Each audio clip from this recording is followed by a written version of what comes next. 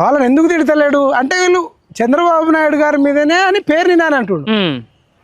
అంబటి రాంబాబు ఏం మాట్లాడిండు, ఆయన మీద ఎక్కువ కేసులు పెట్టి బాధ పెడుతుర్రు, ఆయన మమ్మల్ని అడిగిండు మేము చేస్తా ఉంటారు అండగా ఉంటాం అన్నారు. మరి చంద్రబాబు నాయుడు పెట్టిస్తే అంబటి రాంబాబు ఎందుకు అండగా ఉండాలి అంటే ఇప్పుడు పేరుని నాని మాట్లాడింది తప్ప అంబటి రాంబాబు మాట్లాడింది తప్ప ముందు వాళ్ళు ఒక క్లారిటీకి రావాలి కదా అనేది నా అభిప్రాయం.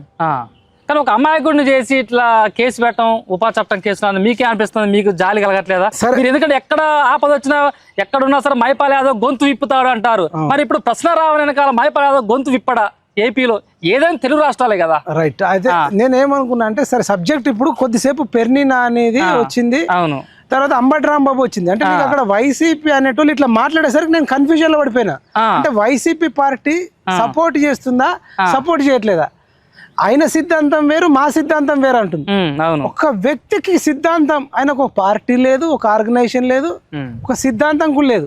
ఒకవేళ మీ సిద్ధాంతానికి వ్యతిరేకం అంటారు, వాళ్ళ సిద్ధాంతానికి వ్యతిరేకం ఉన్న వ్యక్తికి సపోర్ట్ చేయాల్సిన అవసరం ఏముంది అంటే నాకు ఇవన్నీ ప్రశ్నలు వచ్చినాయి.